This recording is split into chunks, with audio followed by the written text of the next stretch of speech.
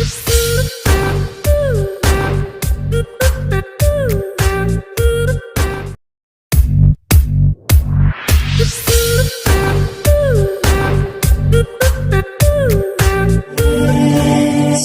jemaat Tuhan yang terkasih dalam Tuhan Yesus. Halo, Apa kabarnya? luar biasa. Apapun keadaanmu saat ini, saya terlalu percaya bahwa setiap kita pasti mengalami hal-hal yang luar biasa. Amin.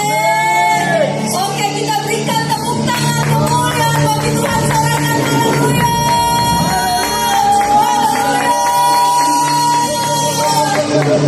Orang bersika dalam kerana santa karala kuda bersih. Haleluya. Bapa yang baik, Allah dalam Tuhan Yesus Kristus, pagi hari ini kami naikkan ucapan syukur kami kepadamu Tuhan.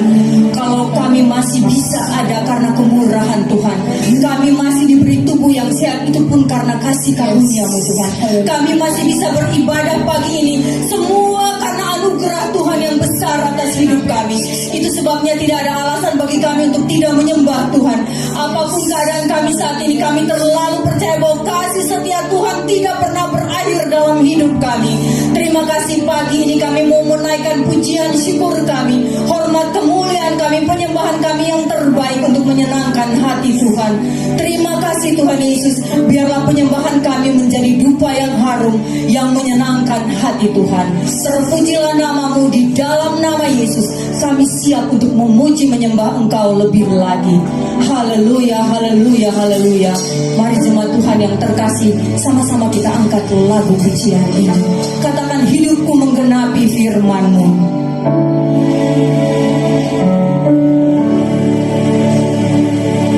Hidupku menggenapi firman-Mu. Tanda mujizat sertai tiap langkahku. Kau bersamaku di dalamku, jadi bukti kebesaran-Mu. Tuhan, Engkau sempurna. Tuhan, Kau sempurna dalam rencana-Mu dan karya-Mu. Amin. Ku serahkan hidupku, murnikan dengan Roh-Mu. Sekali lagi katakan, Tuhan, Engkau sempurna. Tuhan, Kau sempurna dalam setiap rancangan-Mu Tuhan, dalam rencana-Mu dan karya-Mu. Ku serahkan hidupku, murnikan dengan Roh-Mu. Hidup menggenapi firman-Mu.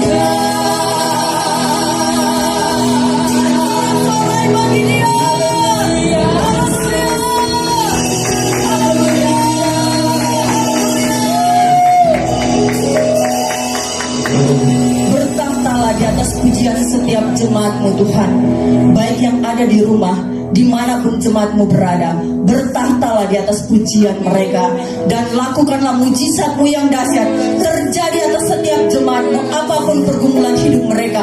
Pagi hari ini, lewat pujian penyembahan, lewat kebenaran firman Tuhan, mereka dibangkitkan, mereka digairahkan, mereka dihidupkan Tuhan kembali. Kami jemaat-Mu Tuhan siap untuk... Shalom saudara-saudara terkasih di dalam Kristus Yesus, dimanapun saudara berada. Kita bertemu lagi dalam program streaming hari ini. Doa saya, penyertaan Tuhan menyertai saudara, menyertai saya, menyertai kita semua, sehingga tatkala kita merenungkan kebenaran firman Tuhan, sesuatu yang baru terjadi dalam hidup kita, kita diubahkan menjadi pribadi yang semakin hari semakin berkenan kepada Tuhan. Untuk itu saudara, sebelum kita merenungkan kebenaran firman Tuhan, mari kita bersatu di dalam doa. Kami bersyukur Tuhan, kami saat ini ada sebagaimana ada karena anugerah Tuhan.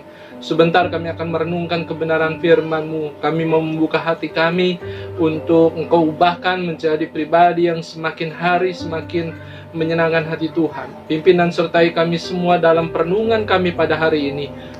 Kau menyertai hamba-Mu yang penuh dengan kelemahan ini. Biar kiranya Roh Kudus-Mu bekerja melalui hamba-Mu ini, sehingga setiap kata yang keluar dari bibir lidah hamba-Mu ini menjadi sesuatu yang menguatkan, meneguhkan, memulihkan kehidupan kami semua. Karena kami percaya tatkala Engkau bekerja di tengah-tengah kami, sesuatu yang luar biasa pasti terjadi. Terima kasih Bapa, di dalam nama Tuhan Yesus. Kita yang siap merenungkan firman Tuhan, katakan bersama dengan saya, amin. Haleluya. Saudara-saudara, kira-kira seminggu yang lalu saya bersama dengan anak saya kita pergi ke sebuah mall, dan kita punya keinginan untuk cukur rambut saudara, karena sudah beberapa lama kita tidak pernah gunting rambut, dan rambut kita sudah mulai panjang, sudah mulai tidak terkendali panjangnya saudara ya. Nah, sehingga pada saat itu kita memutuskan untuk pergi ke sebuah mall, dan saya tahu ada sebuah barbershop yang biasa kita cukur di lantai dasar saudara, tetapi pada saat kita ke sana kita melihat ada orang yang sedang cukur, dan kita berkata lebih baik kita pergi ke lantai 2 untuk pergi ke tempat cukur yang berada di sana. Saya tahu di sana ada tukang cukur yang baru saudara, dan singkat cerita tukang cukur itu ternyata sepi saudara di sana, dan saya berkata ya udah kita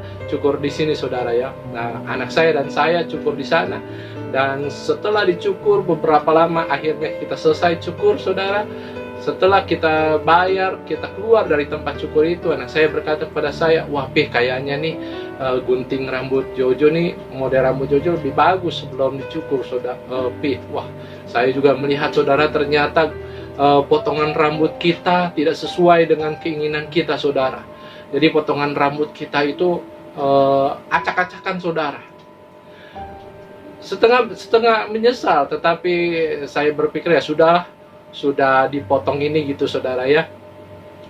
Tapi akhirnya sehari kemudian pagi-paginya anak saya gunting rambut di dekat rumah, gunting rambut di tempat yang sederhana, dan berkata kepada tukang cukurnya, Pak tolong dirapikan. Wah, pada saat tukang cukur ini melihat, dia menyeletuk saudara. Oh, kok berantakan gini cukurannya gitu saudara ya. Dan pada sore harinya saya ke tempat itu lagi, ke tempat yang anak saya cukur pada pagi harinya. Saya berkata, saya mau rapikan rambut nih, kayaknya rambut saya agak kurang rapih, dan tukang cukurnya berkata kepada saya, wah ini mah udah berantakan Pak, kata dia gitu saudara ya. Nih kayaknya tukang cukurnya asal-asalan, yang lebih parah anak bapak tadi pagi dicukur. Wah, saya berkata ya sudahlah, dirapikan saja Pak. Nah, akhirnya seperti ini saudara, model rambut saya saat ini saudara ya. Kadangkala kita mencukur rambut di suatu tempat, kita memilih tempat yang salah, dan akhirnya kita menyesal dengan cukuran kita yang tidak sesuai dengan keinginan kita. Tapi saudara, pada saat kita mencukur rambut tidak sesuai dengan keinginan kita, itu mengakibatkan mungkin kita menyesal, tapi tidak selamanya kita menyesal. Karena apa saudara? Karena seminggu, 2 minggu, mungkin 1 bulan, rambut kita sudah tumbuh lagi, dan kita sudah bisa memutuskan lagi kemana tempat yang terbaik menurut kita untuk kita mencukur rambut kita. Dan akhirnya kita akan mencukur rambut sesuai dengan keinginan kita, saudara. Masalah mencukur rambut pada saat kita salah potong pasti membuat kita menyesal, tapi menyesalnya paling beberapa lama, saudara. Paling lama 1 bulan. Pada saat kita mencari teman hidup, saudara, kalau kita salah mencari teman hidup, wah, itu penyesalannya mungkin seumur hidup kita, karena kekristenan tidak menghendaki adanya perceraian, saudara. Tetapi tahukah saudara, ada satu keputusan yang bukan hanya mengakibatkan penyesalan di dalam hidup kita di dunia ini, tetapi juga mengakibatkan penyesalan tatkala kita sudah ada di dalam kekekalan, karena keputusan itu membuat kita hidup di dalam kematian kekal. Keputusan apa itu, saudara? Keputusan untuk hidup tidak bersama dengan Tuhan. Keputusan untuk hidup di luar Tuhan. Dan itu menjadi satu penyesalan yang luar biasa di dalam kehidupan manusia tatkala ia tidak bisa memiliki hubungan bersama dengan Bapa di surga. Tahukah saudara, ada satu hal yang sangat berbahaya di dalam kehidupan kita di dunia ini. Mungkin saudara berkata, wah, hal yang paling berbahaya mungkin adalah kemiskinan. Tetapi kemiskinan tidak sampai pada kekekalan. Kemiskinan hanya mengakibatkan kita menderita saat kita ada di dalam dunia ini. Mungkin saudara berkata, satu hal yang membuat kita takut adalah penyakit kronis. Tetapi saudara, itu hanya mengakibatkan penderitaan di dalam dunia ini saja. Tetapi sesungguhnya sesuatu yang sangat berbahaya di dalam dunia ini adalah dosa. Karena apa, saudara? Karena dosa mengakibatkan kehidupan bukan hanya yang ada saat ini menjadi menderita karena tidak bisa memiliki hubungan dengan Bapa di surga, tetapi juga di dalam kekekalan. Karena kita tidak memiliki hubungan dengan Bapa di surga, maka dosa itu pun akan membuat kita mengalami kematian kekal selama-lamanya, saudara. Sehingga saat ini kita akan berbicara satu tema yang berjudul The Most Dangerous Thing in This Life, dengan subtema hidup dalam kasih karunia Tuhan. Mari buka hati kita untuk kebenaran firman Tuhan, memulihkan hidup kita untuk kebenaran firman Tuhan, memberikan kita kebenaran-kebenaran yang baru sehingga kita dapat berjalan sesuai dengan kehendaknya di dalam hidup kita. Saudara, dosa adalah satu hal yang sangat berbahaya di dalam hidup kita. Mengapa dosa menjadi satu hal yang sangat berbahaya? Karena dosa menyebabkan kematian di dalam hidup kita. Kematian secara jasmani, artinya satu saat setiap manusia, baik itu kaya atau miskin, baik itu pintar atau bodoh, ia akan mengalami kematian secara jasmani. Artinya berpisahnya roh dengan tubuh jasmani kita. Kejadian 5 ayat 5 berkata, jadi Adam mencapai umur 930 tahun lalu ia mati. Ada manusia pertama yang diciptakan Allah, ada manusia pertama yang diciptakan dengan sempurna oleh Allah Bapa di surga, akhirnya mengalami kekekalan. Pada saat Adam jatuh di dalam dosa, firman Tuhan berkata, engkau akan mati. Tidak langsung Adam mengalami kematian secara jasmani saat itu, tetapi lambat laun pada saat umur yang telah ditetapkan, akhirnya Adam mengalami kematian secara jasmani. Jadi saudara, dosa sangat berbahaya karena sejatinya dosa mengakibatkan kematian secara jasmani. Dosa juga berbahaya karena dosa mengakibatkan kematian secara rohani. Roma 3 ayat 23 berkata, karena semua orang telah berbuat dosa dan telah kehilangan kemuliaan Allah. Kehilangan kemuliaan Allah ini membuat manusia memiliki kecenderungan untuk melakukan dosa. Kehilangan kemuliaan Allah ini mengakibatkan manusia memiliki natur dosa, menjadi pribadi yang tidak memiliki kemampuan untuk melakukan hal yang berkenan kepada Tuhan. Mati secara rohani artinya manusia tidak lagi memiliki kesukaan untuk hal-hal yang bersifat rohani. Ini akibat dosa. Dan dosa juga mengakibatkan hubungan yang rusak dengan Allah Bapa di sorga. Keterpisahan antara manusia dengan Allah.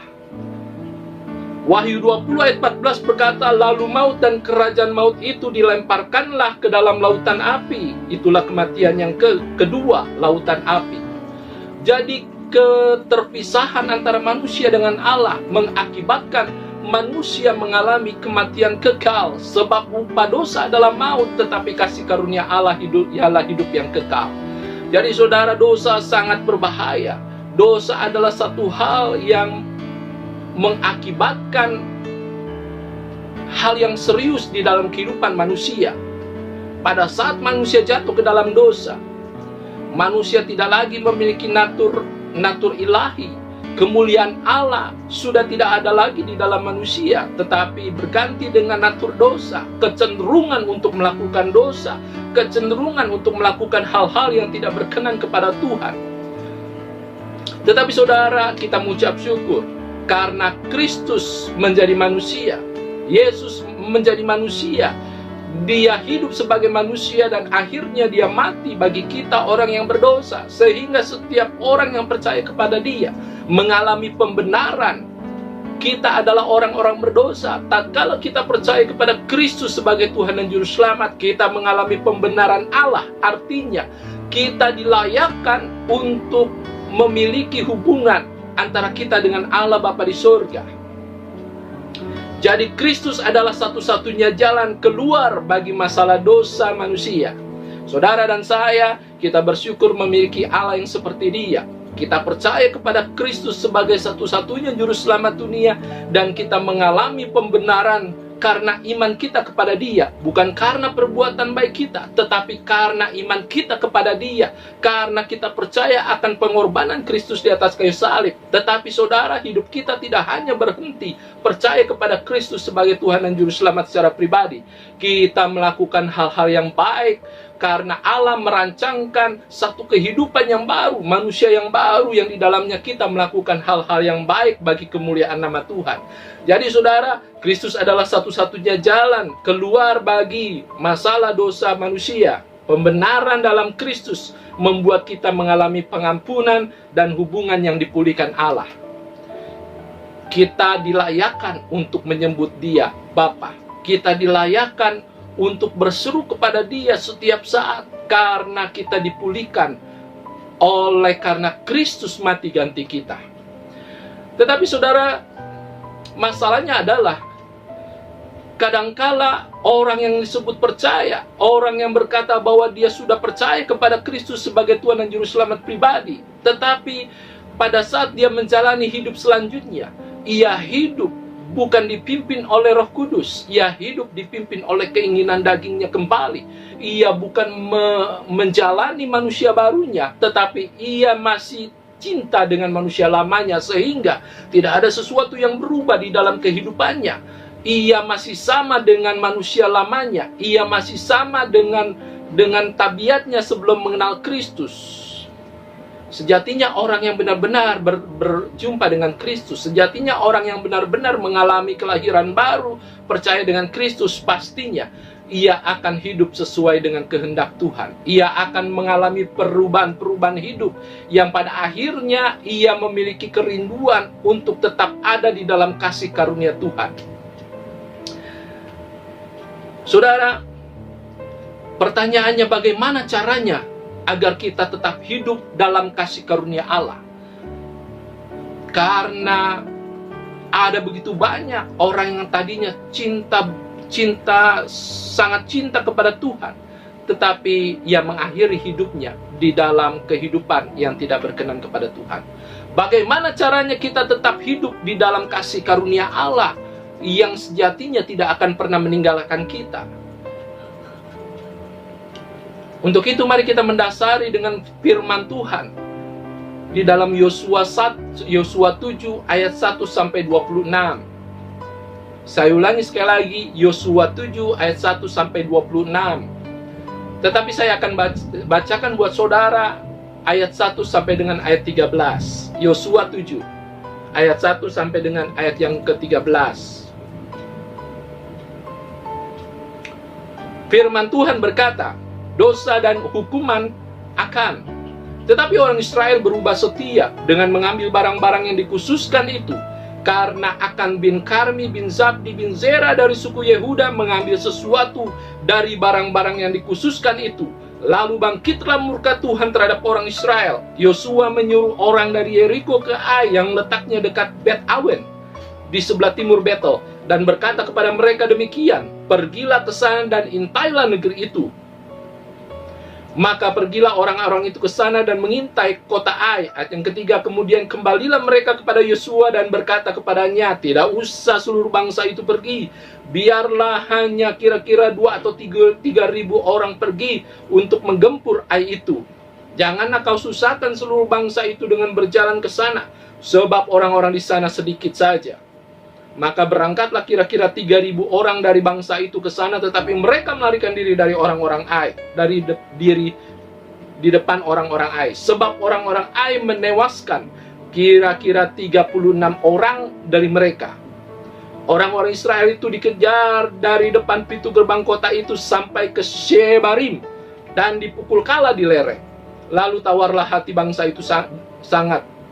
Yosua pun mengoyakkan jubahnya dan sujud ia dengan mukanya sampai ke tanah di depan tabut Tuhan hingga petang, bersama dengan para tua-tua orang Israel sambil menaburkan debu di atas kepalanya. Dan berkatalah Yosua, Tuhanku Allah, mengapa engkau menyuruh bangsa ini menyeberangi sungai Yordan, supaya kami diserahkan kepada orang Amori untuk dibinasakan? Lebih baik untuk tinggal di seberang sungai Yordan itu. Oh Tuhan, apakah yang akan kukatakan setelah orang Israel lari membelakangi musuhnya? Apakah hal itu terdengar? Apabila hal itu terdengar oleh orang Kanaan dan seluruh penduduk negeri ini, maka mereka akan mengepung kami dan melenyapkan nama kami dari bumi ini. Dan apakah yang akan kau lakukan untuk memulihkan namamu yang besar itu? Lalu berfirmanlah Tuhan kepada Yosua, bangunlah. Mengapa engkau sujud demikian? Orang Israel telah berbuat dosa, mereka melanggar perjanjianku yang kuperintahkan kepada mereka. Mereka mengambil sesuatu dari barang-barang yang dikhususkan itu. Mereka mencurinya, mereka menyembunyikannya, dan mereka menaruhnya di antara barang-barangnya. Sebab itu orang Israel tidak dapat bertahan melawan musuhnya.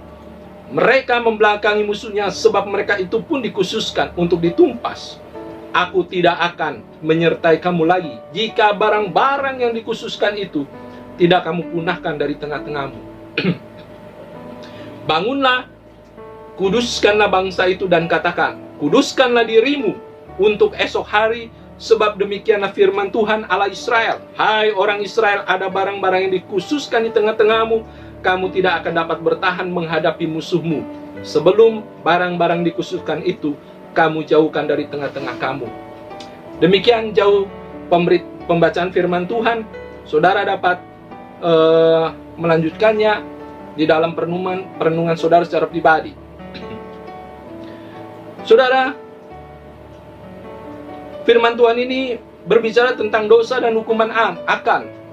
Satu peristiwa yang terjadi di dalam kehidupan bangsa Israel. Dan ini terjadi setelah bangsa Israel mengalami kemenangan atas orang-orang di Kanaan. Tembok Yeriko dihancurkan dan orang-orang di Kanaan dikalahkan dan barang-barangnya dijarah. Dan setelah itu firman Tuhan dikatakan orang Israel berubah setia kepada Tuhan. Ayat yang pertama saudara, kalau saudara baca saudara, ini menjadi satu kesimpulan di dalam paragraf ini. Saya bacakan lagi buat saudara. Tetapi orang Israel berubah setia dengan mengambil barang-barang yang dikhususkan itu. Karena Akan bin Karmi bin Zabdi bin Zera dari suku Yehuda mengambil sesuatu dari barang-barang yang dikhususkan itu. Lalu bangkitlah murka Tuhan terhadap orang Israel. Jadi saudara, perikop ini menceritakan bagaimana bangsa Israel maju berperang melawan orang-orang di kota Ai. Pada saat mengintai, diperintahkan Yosua untuk mengintai kota Ai untuk dikalahkan, saudara. Para pengintai itu kembali lagi kepada Yosua menceritakan hasil dari pengamatan mereka terhadap kota Ai. Mereka berkata, engkau tidak perlu menyusahkan bangsa ini dengan mengerahkan mereka untuk berperang dengan bangsa Ai, karena orangnya sedikit. Cukup 3.000 orang saja engkau kerahkan, maka kota itu akan ditaklukkan.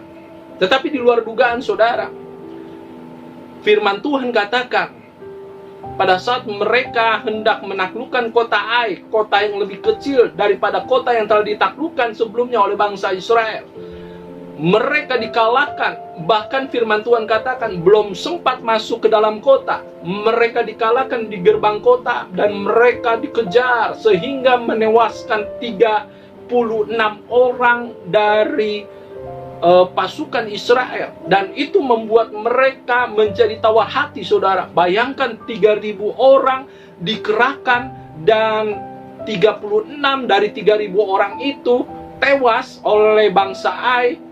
Bangsa Israel saat itu menderita kekalahan, dan mereka menjadi tawar hati mereka. Sehingga Yosua dengan para tua-tua bangsa Israel, mereka berkabung, mereka sujud di hadapan tabut Tuhan yang menandakan kehadiran Tuhan di tengah-tengah bangsa Israel. Dan seolah-olah Yosua berkata kepada Tuhan, mengapa engkau membuat kami pergi dari seberang Yordan untuk kami dikalahkan oleh bangsa Amori ini? Seolah-olah mereka melupakan apa yang Tuhan kerjakan di dalam perjalanan mereka sebelumnya, yaitu mereka mengalahkan bangsa Kanaan, mereka menghancurkan tembok Yeriko yang sangat kuat oleh karena pertolongan Tuhan. Dan jawabannya, saudara, bukan karena Tuhan tidak perkasa lagi, tetapi karena ada di tengah-tengah bangsa Israel itu yang tidak hidup sesuai dengan kehendak Tuhan. Dan kalau kita mendapati di sini, saudara, orang tersebut pada akhirnya dihukum. Bukan hanya dia, tetapi keluarganya dihukum beserta dengan kambing dombanya. Mereka akhirnya dirajam dengan batu dan dipunahkan dari tengah-tengah bangsa Israel. Sehingga pada akhirnya Tuhan menyertai kembali bangsa Israel dan dengan mudah merebut kota Ai. Saudara yang kekasih di dalam Kristus Yesus, pada saat kita mendapati perikop ini, saudara, kita akan melihat kebenaran-kebenaran firman Tuhan yang pada akhirnya kita dapat menjawab pertanyaan bagaimana caranya agar kita dapat tetap hidup dalam kasih karunia Allah. Ada 3 cara agar kita tetap hidup dalam kasih karunia Allah yang didasarkan pada perikop yang sudah kita baca ini, saudara. Poin yang pertama, untuk kita dapat hidup dalam kasih karunia Allah, kita harus dapat menguduskan hidup kita bagi Tuhan. Yang pertama adalah menguduskan hidup bagi Allah. Firman Tuhan di dalam ayat 13 berkata, bangunlah, kuduskanlah bangsa itu, dan katakan, kuduskanlah dirimu untuk esok hari, sebab demikianlah firman Tuhan, Allah Israel. Saudara-saudara, bangsa Israel dituntut untuk menguduskan hidup mereka bagi Allah. Karena apa, saudara? Karena yang menyertai mereka bukan manusia semata-mata. Yang menyertai mereka adalah Allah yang hidup, Allah yang kudus, sehingga yang menjadi bangsa yang disertai Tuhan, umat pilihannya, haruslah umat yang dikuduskan, haruslah umat yang menguduskan dirinya bagi Allah, sehingga kemenangan lepas kemenangan pasti terjadi di dalam kehidupan bangsa Israel. Imamat 19 ayat 2 berkata, berbicaralah kepada jemaat Israel dan katakanlah kepada mereka, kuduslah kamu sebab aku Tuhan Allahmu kudus. Haleluya. Menguduskan hidup membuat kita tetap hidup dalam kasih karunia Tuhan. Saudara, menguduskan hidup bagi Tuhan artinya menempatkan Allah di tempat yang utama di dalam hidup kita. Dia adalah sumber segala-galanya. Sehingga kita harus menempatkan dia di tempat yang seharusnya dia ada. Yosua pun mengoyakkan jubahnya dan sujudlah ia dengan mukanya sampai ke tanah di depan tabut Tuhan hingga petang, bersama dengan para tua-tua orang Israel sambil menaburkan debu di atas kepalanya. Yosua 7 ayat 6. Pada saat Yosua melihat mengalami bangsa Israel dikalahkan oleh orang-orang di kota Ai, kota yang sejatinya kota kecil, ia sujud di hadapan Tuhan karena dia tahu, saudara, bahwa Tuhanlah yang perkasa, Tuhanlah yang membuat kemenangan bagi bangsa Israel. Meskipun dia menjadi tawar hati dan dia seolah-olah bertanya-tanya mengapa Tuhan melakukan itu kepada bangsa Israel, umat pilihannya. Sebelumnya Tuhan memberikan kemenangan atas bangsa yang besar, tetapi atas bangsa yang kecil ini, mengapa mereka dikalahkan? Sehingga Yosua memutuskan diri untuk apa? Untuk sujud, mengoyakkan jubahnya dan sujud di depan tabut Tuhan. Saudara, Yosua tahu menempatkan Allah di tempat yang utama di dalam hidupnya. Meskipun dia penasaran, meskipun dia bingung dengan rencana Tuhan, meskipun dia bingung apa yang terjadi saat itu, mengapa dapat dikalahkan oleh bangsa yang kecil, tetapi ia memutuskan untuk mengoyakkan jubahnya dan sujud di depan tabut Tuhan. Kita harus menempatkan Tuhan di tempat yang utama di dalam kehidupan kita, karena tanpa Tuhan kita tidak dapat berbuat apa-apa. Roma 11 ayat 36 berkata, sebab segala sesuatu adalah dari Dia, dan oleh Dia, dan kepada Dia. Bagi Dialah kemuliaan sampai selama-lamanya. Menguduskan hidup bagi Tuhan artinya kita menempatkan Dia di tempat yang seharusnya Dia berada. Bukan di tempat kedua setelah pekerjaan kita, bukan di tempat ketiga, bukan di tempat keempat, tetapi di tempat utama. Di tempat utama, karena Dia adalah sumber segala-galanya di dalam hidup kita. Ini berarti, saudara, kita harus memiliki kerinduan untuk apa? Untuk menghancurkan setiap hambatan yang menghalangi hubungan kita dengan Tuhan. Kadang banyak hal yang membuat kita susah untuk berkomunikasi dengan Tuhan melalui doa-doa kita secara pribadi. Kadang banyak hal yang membuat kita mengalami hambatan-hambatan untuk semakin dekat kepada Tuhan. Dan diperlukan keberanian untuk menghancurkan hal-hal yang menghambat kita untuk semakin dekat dengan Tuhan. Perhatikan di sini ayat yang ke-7, saudara. Orang Israel telah berbuat dosa. Mereka melanggar perjanjianku yang kuperintahkan kepada mereka. Mereka mengambil sesuatu dari barang-barang yang dikhususkan itu. Mereka mencurinya, mereka menyembunyikannya, dan mereka menaruhnya di antara barang-barangnya. Saudara, ketidaktaatan bangsa Israel, meskipun dilakukan oleh satu orang, berakibat bangsa itu membuat Tuhan murka terhadap mereka. Dan ketidaktaatan ini menggambarkan mereka tidak menguduskan hidup bagi Tuhan. Mereka menghalangi hubungan mereka dengan Tuhan secara pribadi. Dengan cara apa, saudara? Dengan cara mereka memiliki keinginan untuk tidak taat kepada Tuhan. Menguduskan hidup bagi Tuhan artinya menghancurkan setiap hambatan yang menghalangi hubungan kita dengan Tuhan. Saat kita percaya dengan Kristus, dosa tidak lagi menghambat kita untuk mengalami hubungan antara Bapa di surga dengan kita secara pribadi. Tetapi yang menghalangi hubungan kita secara pribadi dengan Tuhan adalah hal-hal yang membuat Tuhan tidak berkenan di dalam hidup kita. Dosa-dosa mungkin yang sudah pernah kita tinggalkan di dalam manusia lama kita. Pada akhirnya kita tertarik lagi, kita jatuh lagi di dalam dosa-dosa tersebut.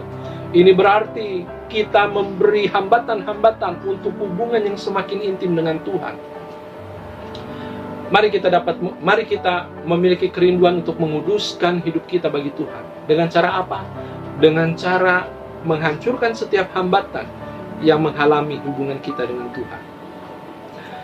Dengan cara apa? Menempatkan Dia di tempat yang utama di dalam hidup kita. Dan menguduskan hidup bagi Tuhan, artinya kita siap untuk melakukan kehendak Tuhan di dalam hidup kita melalui kekuatan daripada Roh Kudus.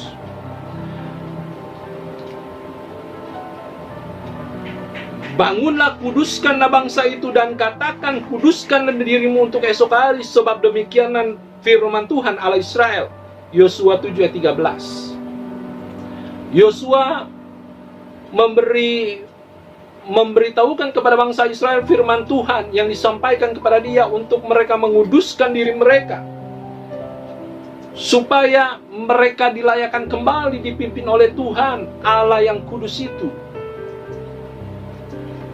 Menguduskan hidup bagi Tuhan artinya siap untuk melakukan kehendak Allah dengan kekuatan daripada Roh Kudus.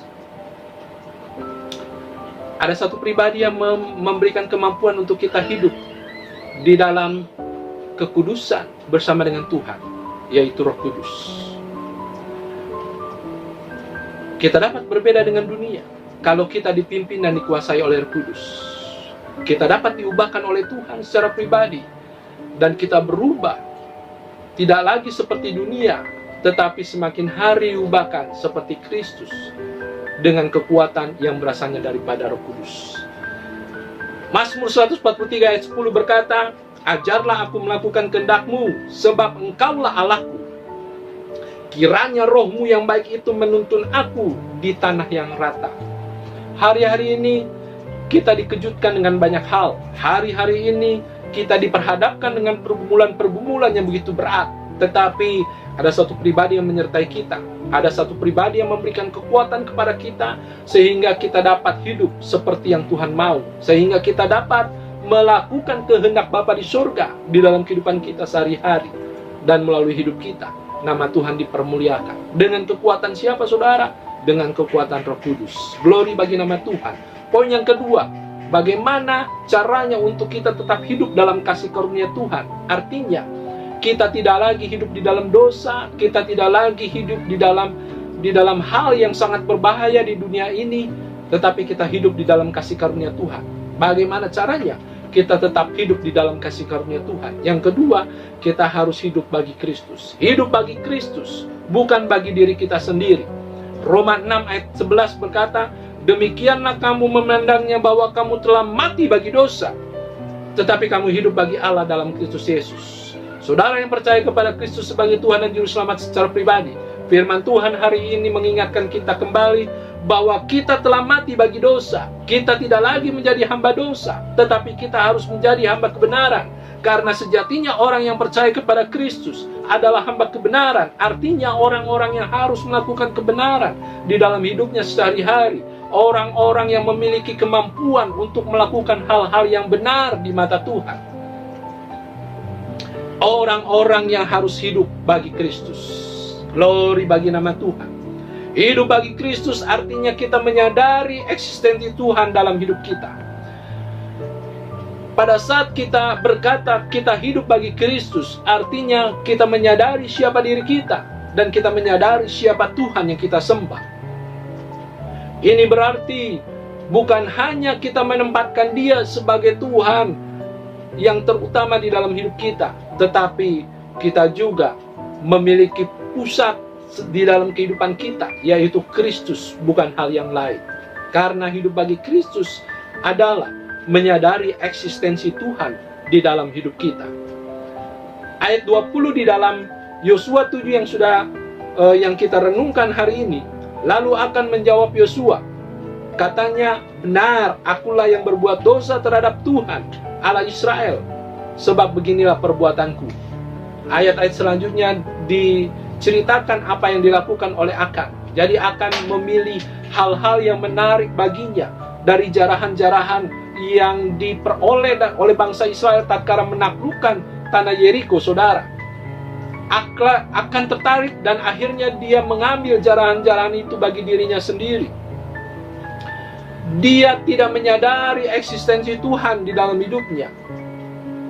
Dia hanya memikirkan dirinya sendiri dan dia melakukan itu. Hidup bagi Kristus artinya kita menyadari eksistensi Tuhan di dalam hidup kita. Sebab Tuhan adalah Allah yang besar, amin, dan Raja yang besar mengatasi segala ilah. Glory.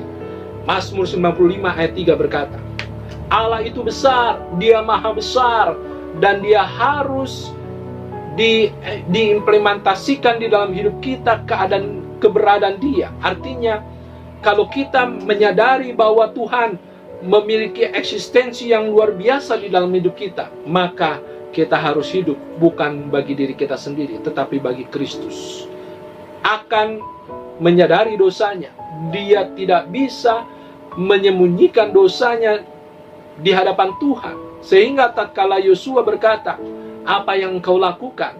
Akhirnya akan berkata kepada Yosua, menjawab apa yang dia perbuat selama ini yang membuat Tuhan murka, bukan hanya terhadap dirinya tetapi terhadap bangsa Israel. Saudara, Tuhan ada di mana-mana. Dia eksis di dalam kehidupan kita, sehingga hal yang bersifat pribadi pun Dia tahu. Kalau kita menyadari eksistensi Tuhan di dalam hidup kita, tentunya kita tidak bisa hidup bagi diri kita sendiri. Karena Tuhan itu yang kita sembah sudah menjadi manusia, menebus kita dari dosa dan pemberontakan kita, sehingga kita bukan milik kita diri kita sendiri, tetapi kita adalah milik Tuhan. Hidup kita milik Tuhan, sehingga hidup kita harus dipersembahkan bagi Tuhan. Hidup bagi Kristus diimplementasikan dengan ketaatan di dalam hidup kita. Tidak mungkin orang berkata bahwa dia hidup bagi Kristus, tetapi tidak ada ketaatan di dalam diri orang itu kepada perintah Tuhan. Orang Israel telah berbuat dosa, mereka melanggar perjanjianku yang perintahkan kepada mereka. Mereka mengambil sesuatu dari barang-barang yang dikhususkan itu, mereka mencurinya, mereka menyembunyikannya, dan mereka menaruhnya di antara barang-barangnya. Saudara-saudara, ayat ini menggambarkan bagaimana bangsa Israel telah melanggar perjanjiannya dengan Allah yang mereka sembah, Allah yang menyertai mereka, Allah yang memberikan kemenangan kepada mereka. Sejatinya, orang yang berkata bahwa dia hidup bagi Kristus, hidup bagi Allah yang hidup, dia harus mengimplementasikan perkataannya itu dengan ketaatan di dalam hidupnya sehari-hari. 1 Petrus 1 ayat 14 berkata, hiduplah sebagai anak-anak yang taat dan jangan turuti hawa nafsu yang menguasai kamu pada waktu kebodohanmu. Waktu kebodohanmu artinya pada waktu engkau belum percaya kepada Kristus. Waktu engkau masih menjadi hamba dosa. Tetapi pada saat engkau percaya kepada Kristus, engkau dibebaskan dari dosa, engkau menjadi hamba kebenaran. Harusnya engkau harus hidup di dalam ketaatan. Karena pada saat kita hidup di dalam ketaatan, kita sedang belajar untuk tetap hidup bagi Kristus. Saudara-saudara, perhatikan ayat 24. Kemudian Yosua beserta seluruh Israel mengambil Akan bin Zerah dan perak, jubah dan emas sebatang itu, anaknya laki-laki dan perempuan, lembunya, keledainya, dan kambing dombanya, kemahnya, dan segala kepunyaannya, lalu semuanya itu dibawa ke lembah Akor. Untuk apa, saudara? Ayat selanjutnya menceritakan untuk dilempari dengan batu sampai mati, dan setelah itu mereka dimusnahkan di hadapan Tuhan.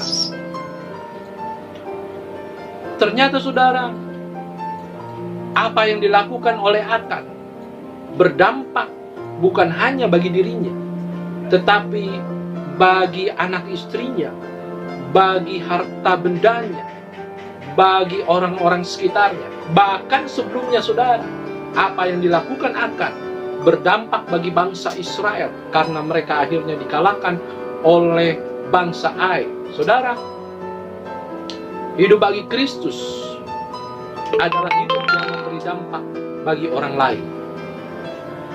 Pada saat Akam hidup bagi dirinya sendiri, berdampak bagi orang-orang sekitarnya.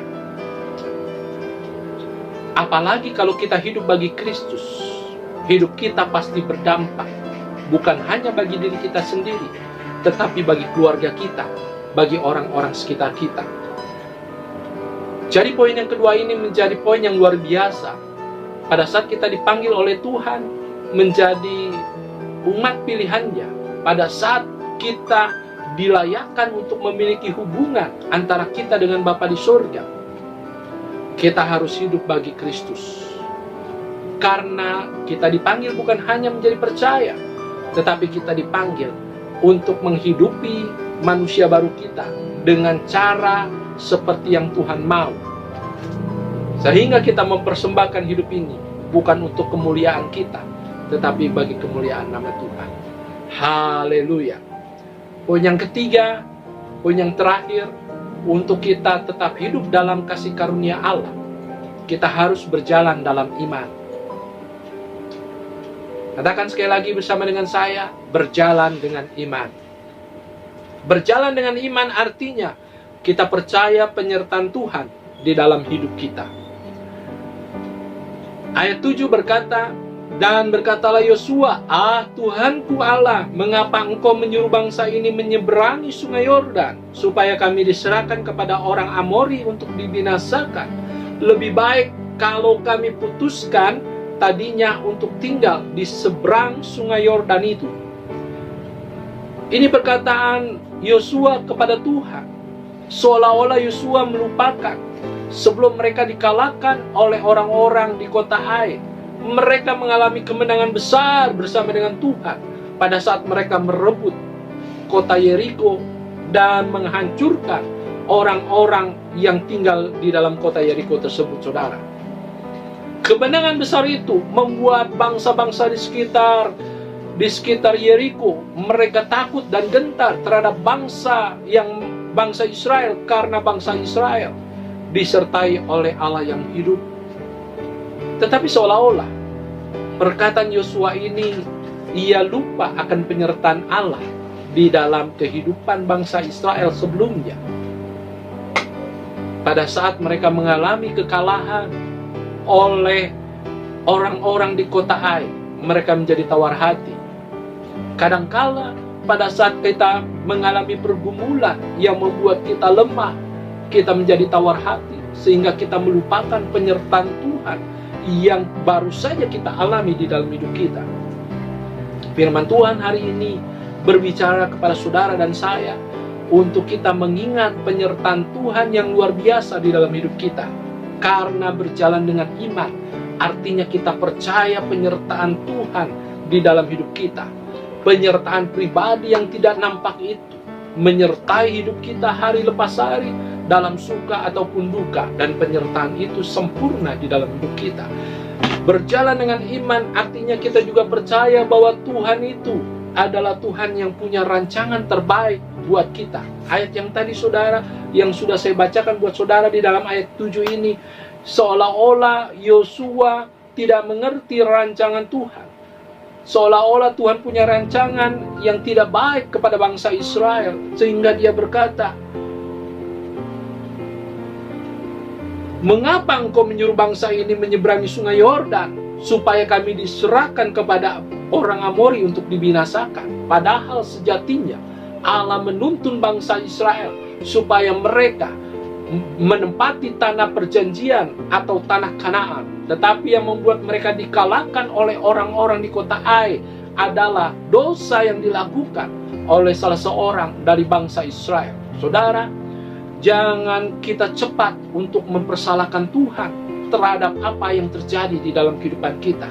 Karena pada saat kita berkata kita sedang berjalan dengan iman, kita harus percaya bahwa Tuhan itu punya rancangan yang terbaik di dalam hidup kita. Mungkin saat ini kita ada dalam tekanan hidup, kita dalam memiliki masalah yang berat, kita tidak melihat tangan yang tidak terlihat itu menolong hidup kita secara nyata. Tetapi percayalah saudara, Tuhan punya rancangan yang terbaik di dalam kehidupan kita. Dan pada saatnya nanti kita akan berkata, wow, Allahku luar biasa, karena segala sesuatu menjadi indah pada waktunya. Dan rancangan Tuhan itu tidak pernah salah, digenapi di dalam kehidupan kita secara pribadi. Haleluya.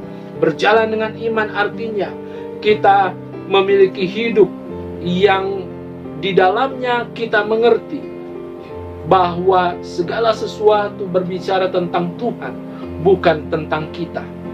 Hidup adalah tentang Tuhan dan bukan tentang kita. Yosua 7 ayat 3 berkata, kemudian kembalilah mereka kepada Yosua dan berkata kepadanya, tidak usah seluruh bangsa itu pergi, biarlah hanya kira-kira 2 atau 3 ribu orang saja pergi untuk menggempur Ai itu. Janganlah kau susahkan seluruh bangsa itu dengan berjalan ke sana, sebab orang-orang di sana sedikit saja.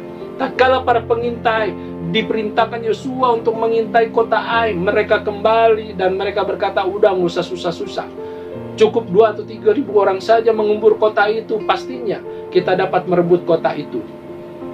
Kadangkala saudara, kita meremehkan hal-hal yang sederhana, kita meremehkan hal-hal yang kita anggap enteng, dan kita tidak mengikut sertakan Tuhan di dalamnya. Karena kemenangan, kekalahan, suka maupun duka, itu tidak berbicara tentang kita. Bahkan sejarah manusia tidak hanya berbicara tentang manusia, tetapi semuanya berbicara tentang Tuhan. Karena segala sesuatu yang kita alami sejatinya untuk Tuhan, bukan untuk kemuliaan kita sebagai manusia. Tatkala kita punya pergumulan, kita harus berjalan dengan iman, karena kita percaya bahwa hidup adalah tentang Tuhan, bukan tentang kita. Sehingga kalau kita mengerti kebenaran ini, tentunya kita tidak tawar hati.